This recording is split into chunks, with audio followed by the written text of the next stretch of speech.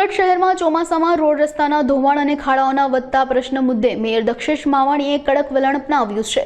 શહેરના નાગરિકોને ચોમાસા દરમિયાન રોડ રસ્તાના કારણે થતી હાલાકીમાંથી મુક્તિ મળે તે સુનિશ્ચિત કરવા માટે મેયરની અધ્યક્ષતામાં ઉચ્ચ અધિકારીઓ અને મેટ્રો રેલના અધિકારીઓ સાથે મહત્વપૂર્ણ બેઠક યોજાઈ હતી। બેઠક બાદ મેયર દક્ષેશ માવાણીએ જણાવ્યું કે શહેરના રોડ પરના ખાડા અને ડ્રેનેજની કામગીરીને સંપૂર્ણ કરવા માટે અધિકારીઓને 3 થી 4 દિવસનું અલ્ટિમેટમ આપવામાં આવ્યું છે અને સ્પષ્ટ સૂચના આપી હતી કે રોડ રિપેરિંગની કામગીરી એવી રીતે કરવામાં આવે કે ટ્રાફિકને કોઈ પણ પ્રકારની અડચણ ના થાય। મેયરે ખાસ કરીને મેટ્રો રેલના અધિકારીઓને પણ તાકીદ કરી હતી કે તેઓ તેમના કાર્યક્ષેત્રમાં આવતા રોડના સમારકામની કામગીરી તાત્કાલિક પૂર્ણ કરે। જો મેટ્રોના અધિકારીઓ આ કામગીરી નહીં કરે તો આ મામલે ગુજરાત સરકારને જાણ કરવામાં આવશે।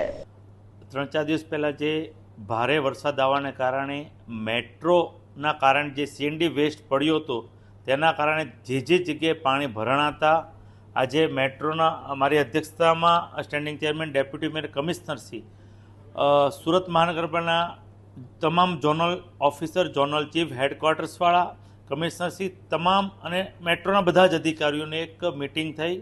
એમાં નક્કી કરવામાં આવ્યું છે કે જ્યાં જ્યાં ખાડા પડ્યા છે આવનાર 3 દિવસ સુધી, 3-4 દિવસ કોઈ પણ પત્રવ્યવહાર અવર કરવાની મનાઈ અલ્ટિમેટમ આપી દીધું છે। જાતે જ મેટ્રોના અધિકારી સંકલન કરી બંને સાથે ફરી જે 3-4 દિવસમાં ડ્રેનેજ તૂટી છે, સ્ટ્રોમ ડ્રેનેજ તૂટી છે, તેને 3 થી 4 દિવસમાં એને રિપેરિંગ કરે, જ્યાં ખાડા પડ્યા છે એ તાત્કાલિક રિપેર કરવામાં આવે।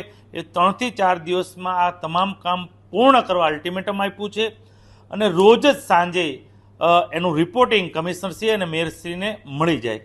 3-4 દિવસમાં કામગીરી નહીં થાય તો મેટ્રોનું અમે ગુજરાત સરકારને લેટર પણ લખશું કે મેટ્રોવાળાની જે કંઈ બેદારકી છે એને છતી કરશું।